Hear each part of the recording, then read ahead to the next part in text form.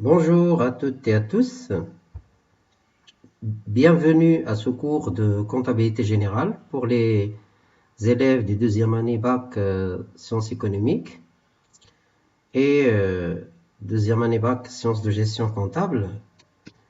Alors, le chapitre est intitulé Les amortissements. C'est le troisième chapitre de la première partie, les travaux de fin d'exercice.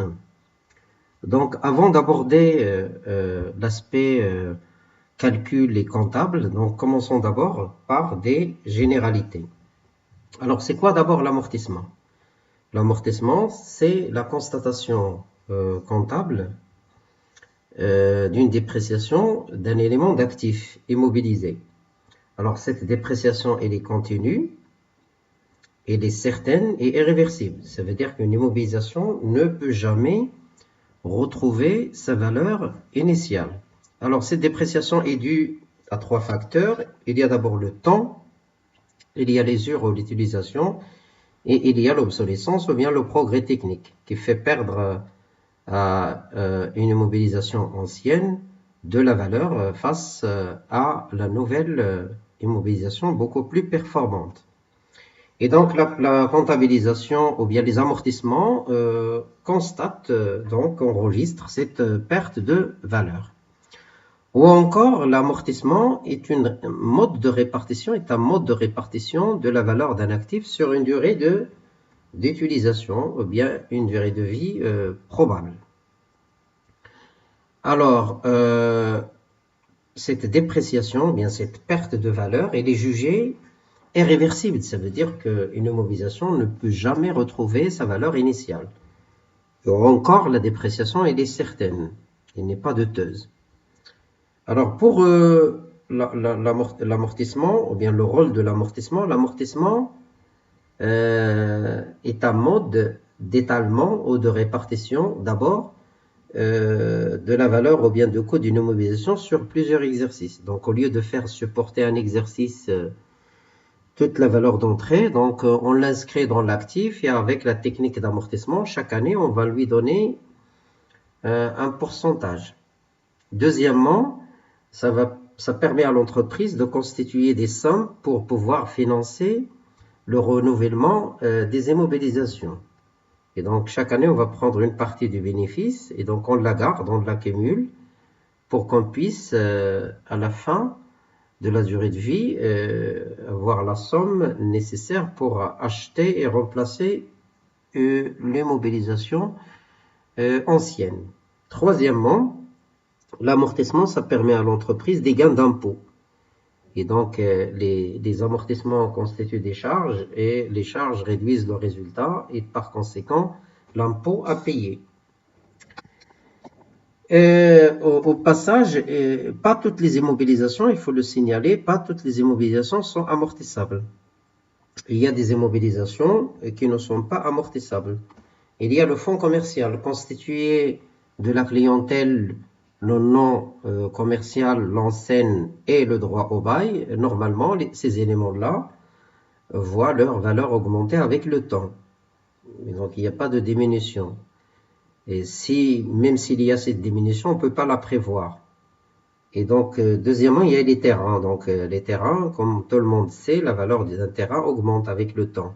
Et puis, vous avez les immobilisations financières. Ça veut dire que les titres, les actifs financiers, les prêts, les créances immobilisées ne se déprécient pas. Et donc, il n'y a aucune certitude quant à la valeur d'une action, par exemple, diminue avec le temps.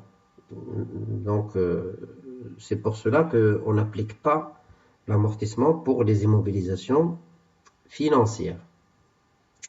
Alors, pour les calculs, ou bien le calcul de l'amortissement, donc on distingue d'abord deux types d'amortissement. Et donc, il y a le premier mode qui est l'amortissement linéaire ou constant, et le deuxième qui s'appelle dégressif. Et donc, constant, ça veut dire le montant de dépréciation reste le même sur toute la durée de vie. Dégressif, et le montant, il diminue au fur et à mesure, hein, avec le temps. Et donc, les premières annuités sont beaucoup plus importantes que les suivantes. Alors, commençons d'abord par l'amortissement linéaire ou l'amortissement constant. Alors, le principe de l'amortissement linéaire est très simple. Ça veut dire que chaque année, l'immobilisation, la dépréciation, elle est constante et ne change pas sur toute la durée de vie de l'immobilisation. C'est pour cela qu'il prend le nom de amortissement constant. Alors, pour pouvoir aborder l'amortissement, donc il faut revenir à un certain nombre de termes. D'accord? Donc, d'abord, il y a la valeur d'entrée, puis il y a le taux, il y a l'annuité, il y a le cumul d'amortissement, et on finira par la valeur nette d'amortissement. Alors, pour bien illustrer ces éléments-là, donc j'ai choisi un exemple.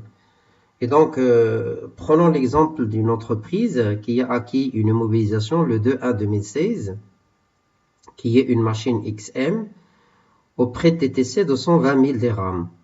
Alors, TVA 20%. Les frais de transport supportés sont de 8 000 dirhams hors taxe. Les frais d'installation de la machine, c'est 12 000. Le règlement, il a été fait par chèque bancaire. Et on a choisi une durée de vie, on a estimé que sa durée de vie est de 5 ans. Et l'entreprise pratique l'amortissement constant. Alors, on nous demande d'abord de calculer la valeur d'entrée. Deuxièmement, de passer au journal l'écriture d'acquisition. Puis, le calcul de taux d'amortissement et l'annuité. Et puis, calculer le cumul d'amortissement. Et on finit par calculer la valeur nette d'amortissement, toujours au 31/12/2019. Alors, il faut savoir que la valeur d'entrée d'une immobilisation peut être soit le coût d'acquisition pour les immobilisations acquises, ou bien le coût de production si l'immobilisation est produite, ou bien la valeur actuelle ou la valeur estimée ou la valeur marché pour les biens qu'on a acquis à titre gratuit, c'est-à-dire qu'on n'a pas payé, on a reçu l'immobilisation sous forme de don. Alors pour le coût d'acquisition, c'est le prix d'achat en retranchant les réductions, des remises par exemple. On ajoute les charges liées au prix d'achat comme les droits de douane, si l'immobilisation est importée, et les taxes non récupérables comme la TVA qui n'est pas récupérable pour certaines immobilisations. On ajoute les charges accessoires d'achat, c'est le transport et les assurances sur le transport et les frais de réception, et puis les charges d'installation. Alors tout ça, ça constitue le coût d'acquisition ou la valeur d'entrée de l'immobilisation. Alors pour les biens produits par l'entreprise, la valeur d'entrée est égale au coût de production. Et donc, c'est l'ensemble des charges qu'on a supportées lors de la production. Bien sûr, pour les biens acquis à titre gratuit, donc c'est la valeur actuelle, ou bien la valeur marché, ou bien la valeur estimée. Alors, il faut préciser que en comptabilité, il y a un principe fondamental qui s'appelle le coût historique, qui nous interdit de modifier la valeur d'entrée d'une immobilisation une fois inscrite au bilan. Donc, il est interdit de la modifier. Deuxièmement, que certaines immobilisations sont inscrites, les immobilisations, la majorité des immobilisations sont comptabilisées hors taxe, valeur d'entrée hors taxe, sauf les voitures de tourisme ou bien ce qu'on appelle les voitures personnelles. À ce niveau-là, la valeur d'entrée est comptabilisée en prenant en compte la TVA, donc le montant TTC. Donc, si on veut calculer l'amortissement, on va le calculer sur une base toute taxe comprise. Alors, pour la valeur d'entrée de la machine, ici, pour notre exemple, et donc on va d'abord calculer le hors taxe pour cette machine, donc 120 000 divisé par 1,2. On ajoute les frais de transport de 8 000, plus 12 000 de frais d'installation. Le tout, ça donne 120 000 dirhams. Donc la valeur d'entrée hors taxe est égale à 120 000. Et donc pour la comptabilisation, donc ce qui m'intéresse, donc j'ai choisi de constater et d'aborder le cours euh, depuis le début, c'est-à-dire depuis l'acquisition jusqu'à la date de sortie. Et donc, on va voir l'ensemble des opérations qui sont constatées dès l'entrée de l'immobilisation à l'actif de l'entreprise jusqu'à sa sortie. Alors, puisque la valeur d'entrée est de 120 000, donc on va débiter matériel et outillage, 120 000, et on va débiter état TVA récupérable sur immobilisation, et puis le mode de règlement qui est la banque. Donc, ce qui m'intéresse dans cette écriture, c'est que on a débité le matériel et outillage de 120 000. Alors, il y a une question qui dérange les élèves et tous les étudiants de management ou les étudiants des sciences économiques et de gestion, c'est que quand est-ce qu'on doit commencer à appliquer l'amortissement? Est-ce que c'est le moment de l'acquisition ou le moment d'utilisation? Parce que le moment d'utilisation, il peut être différent du moment de l'utilisation. Et donc la réponse est très claire. L'entreprise a le choix de commencer le calcul de l'amortissement soit à partir du premier jour du mois d'acquisition ou bien le premier jour du mois d'utilisation. Et donc c'est un choix pour l'entreprise. Également est-ce qu'on va compter, quand est-ce qu'on va compter tout le mois? Hein? Donc la réponse également ici est claire. Donc si l'immobilisation par exemple est acquise le 31 ou par exemple octobre, le 31 octobre, on doit compter le mois octobre, parce qu'on nous dit à partir du premier jour du mois d'acquisition. Ça, c'est le texte. À partir du jour d'acquisition ou de production. Et donc, si l'acquisition a été faite même le 28, le 29 ou le 30 ou le 31 du mois, il faut compter tout le mois. D'accord? Donc, le 31 octobre, donc on va compter octobre, novembre et décembre. Alors, pour nous, le début du calcul de l'amortissement pour cette machine, c'est le 2/1/2016. Alors, deuxièmement, il faut calculer ce qu'on appelle la durée de vie probable. Et donc, la durée de vie probable, ça dépend de l'estimation faite par le comptable. Donc, il a plusieurs bases pour la choisir, soit des facteurs physiques, soit des facteurs économiques, soit également des facteurs fiscaux. Parce que la fiscalité, l'impôt sur les sociétés, l'impôt sur le revenu ont déjà fixé les taux d'amortissement pour chaque catégorie d'immobilisation. Alors ici, pour notre exemple, la durée de vie probable choisie, c'est 5 ans. Alors, pour calculer le troisième élément, c'est le taux d'amortissement. Et pour calculer le taux d'amortissement, on divise tout simplement 100 sur n. Et donc, n, c'est quoi? C'est la durée de vie. Donc, c'est très simple à calculer.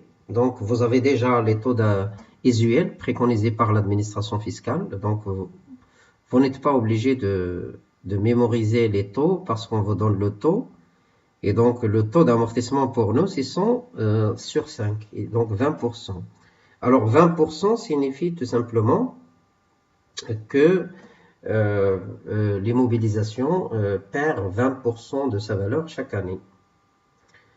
Pour le troisième élément qui est l'annuité d'amortissement, donc l'annuité déjà on fait allusion à l'année, donc c'est la dépréciation annuelle, donc c'est le montant perdu de la valeur de l'immobilisation chaque année. Donc il suffit de diviser la valeur d'entrée sur le nombre d'années ou la durée de vie probable. Ou bien, il y a une autre méthode, c'est on multiplie la valeur d'entrée par le taux. Donc, c'est 20 sur 100. Donc, vous avez l'annuité est égale à 120 000 divisé par 5, c'est 24 000. Ou encore, on peut multiplier 120 000 par 20, on divise sur 100, est égal à 24 000.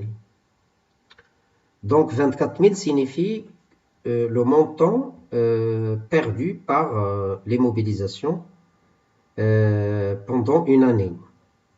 Alors, pour le cumul d'amortissement, qui est noté CA, et donc le cumul d'amortissement, et c'est la somme des annuités pratiquées.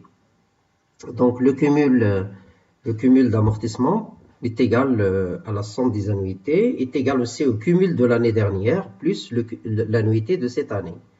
Il y a une méthode de calcul rapide. Donc, c'est le cumul d'amortissement est égal à VE fois le taux sur 100 fois K sur 12. Donc, K représente le nombre de mois passés depuis l'acquisition de l'immobilisation. Et donc, on va compter l'ensemble des mois, ou bien le nombre de mois, depuis l'acquisition jusqu'à l'année de l'établissement de l'inventaire.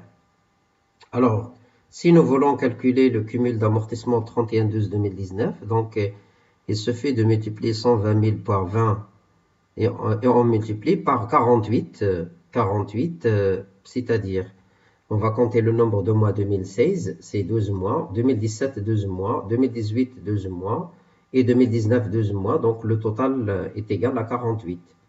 Étant donné qu'on parle de cumul d'amortissement, on calcule le cumul d'amortissement 31/12/2019 et on a commencé à pratiquer l'amortissement depuis le début du mois 2016. Donc vous avez 4 ans, 4 fois 12 est égal à 48. Donc on a 96 000 dirhams. Dernier élément, c'est la valeur nette d'amortissement. Et donc noter VNA. Donc la VNA constitue la valeur de l'immobilisation après des années d'amortissement. Eh bien, chaque année, une immobilisation perd sa valeur, donc on fait le cumul pour déterminer la valeur de l'immobilisation après une période. Donc la valeur nette d'amortissement de cette machine au 31/12/2019, c'est la valeur d'entrée moins le cumul d'amortissement. Et donc la valeur de cette machine après 4 ans, il n'est que de 24 000, parce que chaque année, elle perd sa valeur. Et donc, si on se demande sur la valeur de cette immobilisation après 4 ans, et donc il se fait de retrancher le cumul d'amortissement qu'on a déjà constaté, qui est de 96 000, moins la valeur d'entrée. Voilà, donc on passe maintenant à l'élaboration du plan d'amortissement. Et donc, il y a deux plans d'amortissement, bien deux tableaux d'amortissement. Il y a l'amortissement constant et l'amortissement dégressif, puisque on travaille sur l'amortissement constant. Donc, on a à établir le tableau d'amortissement constant. Alors, on a deux cas de figure à imaginer. Le premier cas, c'est les mobilisations acquises au début de l'exercice et les mobilisations acquises au cours de l'exercice. Il y a une différence.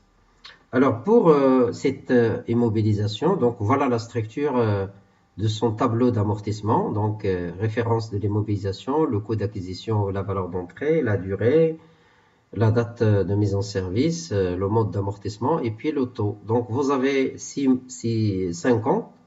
Période 6-5 ans, c'est les années d'amortissement. La valeur d'entrée ne change pas, c'est toujours la même.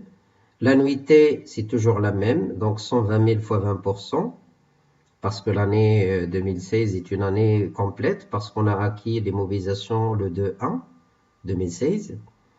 Et donc, vous avez l'annuité constante, vous avez les amortissements cumulés, et donc 120 000 multiplié par 20%, ça donne 24 000. Donc, le premier cumul, c'est 24 000. On lui ajoute l'annuité de l'année 2017 pour obtenir 48 000 pour le cumul de 2017.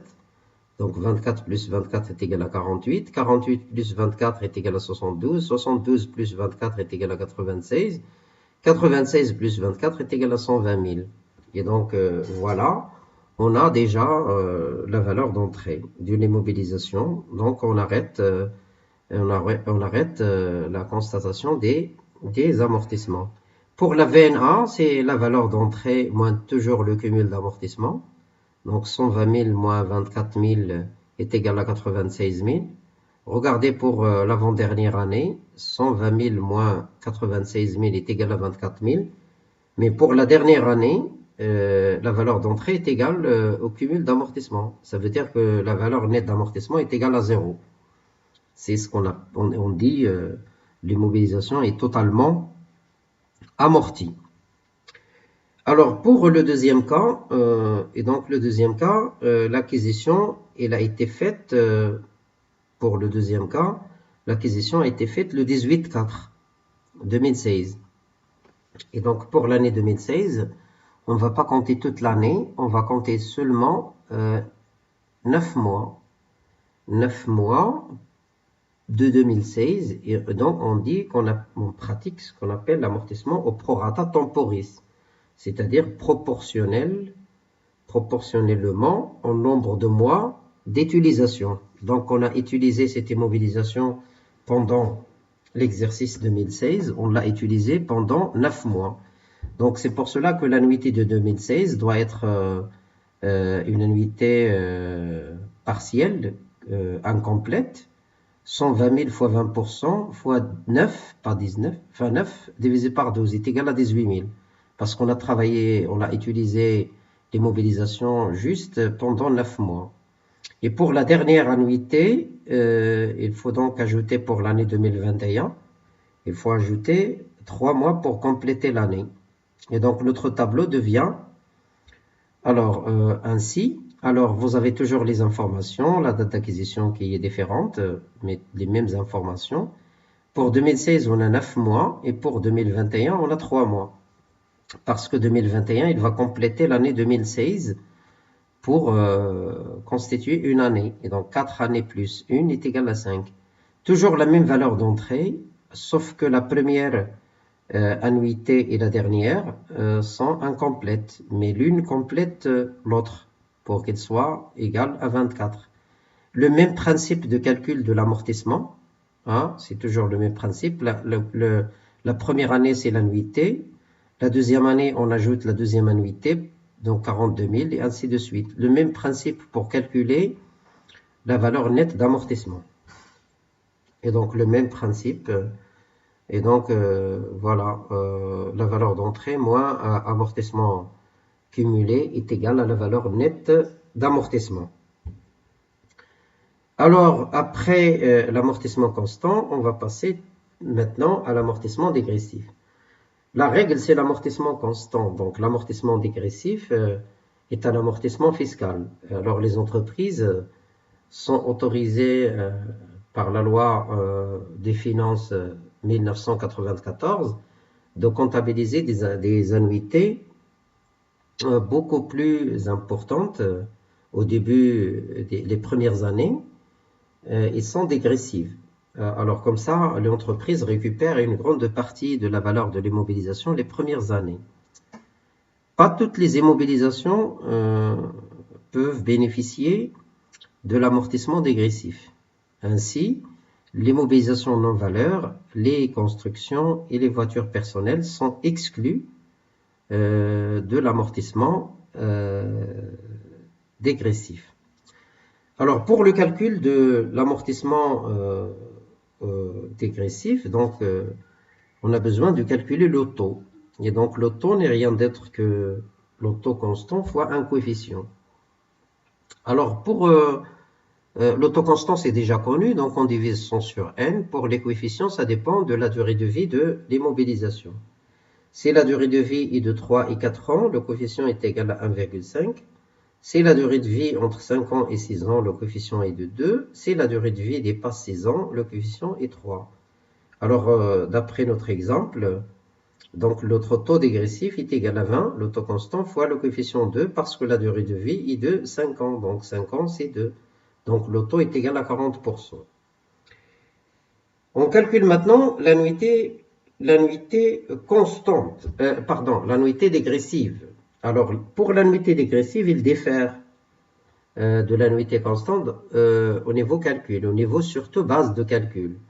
Alors, pour l'annuité constante, la base de calcul, c'est la valeur d'entrée. Or, pour l'annuité dégressive, la base de calcul, c'est la VNA début d'exercice, et qui est la VNA de fin d'exercice précédent. Et bien sûr, on multiplie par le taux dégressif qu'on a déjà calculé. Alors, on va passer maintenant à l'élaboration du plan d'amortissement dégressif. Alors, je suppose, comme on a fait pour l'amortissement constant, on va faire la même chose pour l'amortissement dégressif. Donc, je suppose d'abord que cette machine, elle a été acquise début de l'exercice 2016. Et dans le deuxième tableau, on va voir que l'acquisition est faite au cours de l'exercice. Alors, on a déjà des données, on a le taux, on a la base de calcul, etc. Donc, pour les périodes, c'est 2016 jusqu'à 2020, 5 ans. Alors, qu'est-ce qu'il faut savoir? On a la valeur d'entrée, donc on pose la valeur d'entrée au niveau à ce niveau, donc au niveau de la VNA au début de l'exercice. L'auto, il est connu, c'est l'auto dégressif. Il nous reste à calculer ce qu'on appelle le taux constant. Alors, comment on fait pour calculer le taux constant? Alors, le taux constant, ici, c'est pour la première année 20%, mais pour la deuxième année, non. Alors, deuxième année 2017, on a 12 mois pour 2017, divisé par le nombre de mois qui restent. Et donc, le nombre de mois qui restent, c'est 48. Il reste 12 pour 2017, 12 pour 2018, 12 pour 2019 et 12 pour 2020. Et donc, c'est 12 sur 48 fois 100 est égal à 25%. Pour 2018, c'est toujours 12 mois en 2018 et je divise sur le nombre de mois qui reste. Il reste 36 mois. 12 de 2018 plus 12 de 2019 plus 12 de 2020 est égal à 33%. Pour 2019, c'est 12 pour 2019, je divise par le nombre de mois qui reste. Donc 2019, il reste 2 ans. 12 fois 2 est égal à 24. Ça donne 50%. Stop. Et donc, vous avez la règle, c'est que on applique, regardez, on applique le taux retenu, c'est le taux le plus élevé par rapport, soit au taux constant, au taux dégressif. Donc ici, vous avez 40 supérieur à 20%, donc le taux retenu, c'est 40. Pour la deuxième année, 40% est supérieur à 25, donc on applique le taux dégressif. Mais en 2019, on a le taux dégressif qui est inférieur au taux constant. Donc on va appliquer pour le reste le taux de 50% qui est le taux constant. Et donc, pour la base, et donc c'est toujours la même valeur ici, 25 920, et donc je vais la reprendre ici. Et il y a une petite erreur ici, donc je mets 25 920 également ici, c'est la même base de calcul. Et donc on calcule plus le taux constant. Donc vous avez maintenant la méthode de calcul du taux constant. On a déjà le taux dégressif. Maintenant le taux retenu, on retient le plus important. Mais une fois qu'on arrive à ce que le taux constant soit supérieur, donc pour le reste, on va appliquer le taux retenu. Donc, on va appliquer le taux le plus élevé. Ici, c'est le taux de 50%, tout en gardant la même base de calcul. Eh bien, pour les annuités, donc c'est très simple, c'est toujours VNA, 120 000 fois 40%, qui est le taux retenu, est égal à 48 000. Donc, le premier cumul, c'est 48 000. Et donc, la VNA, c'est VE moins cumul d'amortissement, c'est 62 000. Les 62 000, on va les reprendre pour reconstituer la VNA en début de période de 2017. Et ce sera la base de calcul pour la deuxième annuité. Donc 62 000 fois 40%, ça donne 28 800. Eh bien, 48 000 plus 28 800, et c'est l'amortissement cumulé de l'année 2017. Eh bien, VNA maintenant. VNA, il y a deux méthodes de calcul, soit VE, la méthode qu'on utilise toujours, 120 000 moins 76 800 est égal à 43 200. Ou bien, c'est la VNA au début de période moins l'annuité, c'est-à-dire 62 000 moins 28 800, ça donne 43 200. C'est la même chose. Et bien sûr, deux calculs faits, et donc à la fin, on aura un cumul d'amortissement qui est de 120 000, et par conséquent, la VNA est nulle.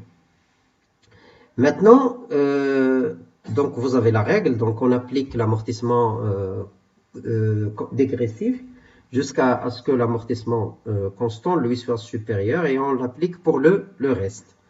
Supposons maintenant que l'immobilisation est acquise au cours de l'exercice. Alors, vous avez la machine, je suppose qu'elle a été acquise le 27-2016. Et donc, vous avez le tableau suivant. Et donc, voilà, donc c'est toujours la même règle. La seule différence, c'est que 2016, l'acquisition a été faite le mois 7. Ça veut dire que pour 2016, il n'y a que 6 mois. Du mois 7 jusqu'au mois 12. Ça fait 6 mois. Eh bien, il faut rajouter une dernière année, 6 mois pour la dernière année. Et donc, vous avez 4 ans, et 2016 et 2021 constituent la 5e année. Alors, pour le calcul, c'est toujours le taux dégressif qui est calculé, mais pour le taux constant, vous avez 20% la première année, il faut calculer le taux constant pour la deuxième année, c'est-à-dire 2017. Donc, c'est 12 divisé par le nombre de mois qui reste. Il reste 12 mois en 2017, 12 en 2018, 12 en 2019, 12 en 2020, ça fait 48, plus 6 est égal à 54. Donc, 12 divisé par 54 est égal à 22,2%. Pour 2018, c'est 12 divisé par le nombre de mois qui reste. Il reste 12 mois en 2018, plus 12 mois en 2019, plus 12 mois en 2020. Ça fait 36, plus 6 c'est égal à 42. Donc, 12 divisé par 42 fois 100 est égal à 28,5. Alors, on fait le même travail jusqu'à 2020. On a obtenu 66,6. C'est-à-dire 12 mois divisé par 12 de 2020 plus 6, ça fait 18. Donc 12 sur 18 fois 100 est égal à 66. Alors regardez bien que le taux constant est supérieur au taux dégressif. Donc ce qui donne un taux retenu de 66,66 qui va rester le même pour les 2 années qui restent. La même base aussi, il ne change pas, 20 736 et 20 736. Alors pour le reste, c'est la même façon. Donc pour 24 000, c'est 120 000 fois 40%, mais attention, fois 6 sur 12 est égal à 24 000. La dernière année, c'est la même chose, 20 736 fois 66,66 fois 6 divisé par 12, ce qui donne 6 912. En tout cas, à la fin de la dernière année, le cumul d'amortissement est égal à 120 000 et la VNA est égale à 0. Alors, j'ai 3 remarques. Eh bien, la première remarque, c'est celle de l'application du taux constant, une fois qu'il devient supérieur au taux dégressif.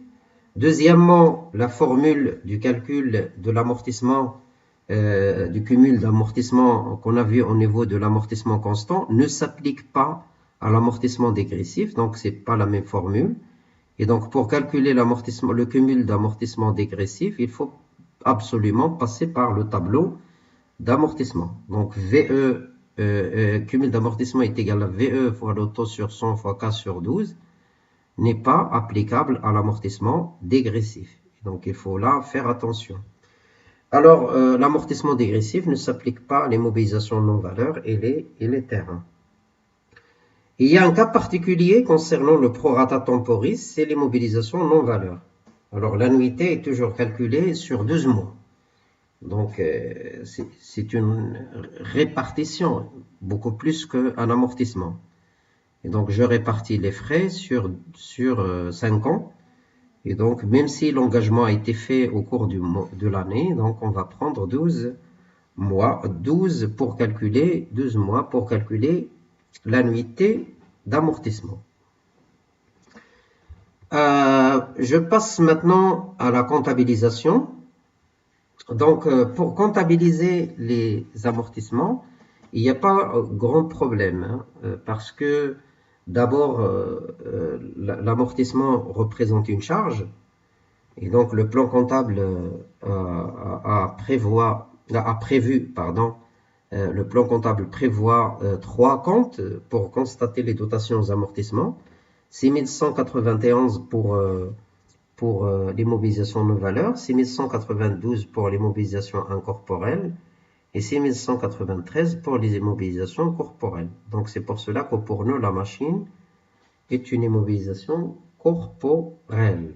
Donc 6193. Et donc, puisqu'on travaille avec le tableau numéro 1, donc l'annuité d'amortissement pour l'année 2019, c'est 24 000. En même temps, on constate un amoindrissement, une baisse de valeur de l'élément d'actifs. Et donc, d'éléments d'actifs. Donc, au lieu de créditer matériel et outillage, on a ouvert un compte qui est amortissement. Donc, il suffit d'intégrer un 8 en deuxième position du compte 2332, qui est le compte de matériel et outillage, pour obtenir le compte d'amortissement du matériel et outillage. Donc, on débite dotation et on crédite amortissement. Et alors, dans le libellé, on écrit constatation de la dotation de l'exercice. Donc, l'enregistrement est très simple. Pour le grand livre, c'est les comptes schématiques. Donc, vous avez deux comptes qu'on a utilisés. Donc, dotation, donc c'est un compte de charge. Donc, il est débité, il est touché le 31/12 2019 et débité de 24 000. Donc, on aura un solde de 24 000. Pour le compte d'amortissement du matériel et outillage, donc il est crédité plusieurs fois. Alors, il a été crédité en 2016, puis 2017, 2018, 2019. Alors, 24 000 pour chaque année. Donc, au total, on a 96 000. Donc, le solde créditeur est de 96 000. Alors, pour la balance, il y a une balance avant, il y a une balance après. La balance avant ne contient pas la dotation de cette année. Il contient juste les dotations ou les annuités des années précédentes. Alors, vous avez matériel et outillage qui présente toujours un solde débiteur de 120 000, on l'a déjà débité. Et vous avez amortissement du matériel et outillage qui est de 72 000. 72 000, ça veut dire le cumul d'amortissement jusqu'au 31/12/2018. Donc, parce qu'avant inventaire, ça veut dire on n'a pas encore ajouté la dotation de 2019. Et donc, on a juste constaté la dotation de 2016, 2017 et 2018. Mais pour la balance après inventaire, et donc toujours la même valeur de matériel outillage, ça ne change pas, c'est la valeur d'entrée. Mais regardez, le cumul d'amortissement n'est plus le même parce qu'on a ajouté 24 000, la dotation de cette année, on l'a ajouté à 72 000 pour obtenir les 96 000. Donc, regardez la différence entre une balance avant inventaire et une balance après inventaire. La balance après inventaire contient la dotation de cette année, alors que le cumul d'amortissement de la balance avant ne contient que les annuités des années précédentes. Alors, pour l'incidence sur le bilan, et donc le bilan est toujours présenté ainsi. Donc, il suffit de voir le plan comptable. Alors, on a l'exercice. Alors, vous avez brut, CVE, valeur d'entrée. Vous avez amortissement et provision, ça veut dire le cumul d'amortissement. Et vous avez le net, ça veut dire VNA. Notre valeur d'entrée, c'est 120 000. Et pour l'exercice 2019, on a un cumul d'amortissement de 96 000. Donc, la différence est de 24 000. C'est la VNA. Et il faut faire apparaître au bilan tous ces éléments. On n'oublie pas l'année précédente. Et donc, l'année précédente, le cumul d'amortissement est de 72 000. Et donc, 72 000, Et donc, 120 000 moins 72 000 est égal à 48 000. Alors, l'incidence sur le CPC, donc on observe dans le CPC, il a été touché parce qu'on a comptabilisé dans les charges 24 000. Alors, je vous rappelle ici que l'amortissement réduit effectivement le résultat de l'entreprise, mais c'est de l'argent qu'on garde, mais ça n'a aucune influence sur la trésorerie de l'entreprise, parce que c'est des sommes qu'on prélève et on les accumule pour acheter de nouvelles immobilisations. Alors, on finit par les opérations d'enregistrement de la cession. Donc, on a supposé que cette immobilisation, elle est cédée le 25/7/2019 au prix de 40 000. C'est le prix de cession, réglé par chèque bancaire. Et donc la machine est supposée acquise toujours le 2/1/2016, donc 120 000. Elle est amortie sur 5 ans. Alors on doit passer les écritures au journal. Donc la première écriture, c'est la constatation de la session. Donc normalement la constatation de la session, elle doit être, c'est pas une écriture de fin d'exercice, mais c'est une opération courante. Mais chaque fois, on nous demande à l'examen de la reproduire, ou bien tout simplement on nous dit que le comptable a oublié de passer cette écriture. Donc il suffit de voir le mode de règlement. Ici, on a débité, on est réglé par un chèque bancaire, donc on va débiter banque. Et banque, donc on débite banque parce que notre compte bancaire soit alimenté. Mais d'où vient c'est les 40 000, les 40 000, c'est de la cession d'une immobilisation. La cession d'une immobilisation, donc c'est un produit, donc c'est pas un produit normal ou produit courant. C'est un produit exceptionnel, c'est un produit non courant. C'est pour cela que le plan comptable a consacré la rubrique 751 pour constater les cessions d'immobilisation, qui est une opération exceptionnelle. Donc on crédite produit de cession des immobilisations corporelles 40 000. Alors au cas où la cession elle est faite en espèces, on débite la caisse. Si elle est faite à crédit à moins d'un an, c'est une créance sur cession d'immobilisation. Mais si on a cédé cette immobilisation et le paiement ne peut se faire que après une année, donc on débite créance et mobilisé. Deuxième écriture, il faut qu'on constate la dotation de cette année, c'est-à-dire l'année 2019. Et bien sûr, l'immobilisation il était là le début de l'année, donc il a travaillé 6 mois, parce qu'on l'a cédé le 25/6/2019. Donc on va calculer l'annuité pour les 6 mois d'utilisation. Donc pour l'année 2019, on l'a utilisé juste 6 mois. Donc 120 000 fois le taux, fois 6 sur 12, ça nous a donné une annuité de 12 000. Eh bien, on va la passer au journal, les 12 000. Donc c'est toujours dotation amortissement. Et on l'appelle la dotation complémentaire. Parce qu'on ne va pas compter 12 mois, parce que les mobilisations a quitté l'entreprise le 25/6/2019. Alors, et puis, ça c'est une écriture de fin d'année, donc il faut la passer au 31/12. Maintenant, il faut constater la sortie de l'immobilisation. Effectivement, l'immobilisation, il a quitté l'entreprise, donc il doit la quitter également comptablement. Et donc, c'est pour cela on l'a débité lors de l'entrée. L'immobilisation est débitée, si vous vous rappelez bien, il est débité de 120 000. Maintenant, on va l'accréditer de 120 000, qui constitue la valeur d'entrée. Et puisque on a crédité les mobilisations, donc on l'a supprimé de l'actif, il faut également supprimer les amortissements. Or, les amortissements, on les crédite. Maintenant, on va débiter l'amortissement. Et donc, c'est le cumul d'amortissement. Et donc, on va calculer le cumul d'amortissement puisque c'est l'amortissement constant. Donc, 120 000 fois 20% fois 42 sur 12. Et donc, 20% c'est connu, la valeur d'entrée, le taux c'est déjà fait, mais 42 c'est quoi?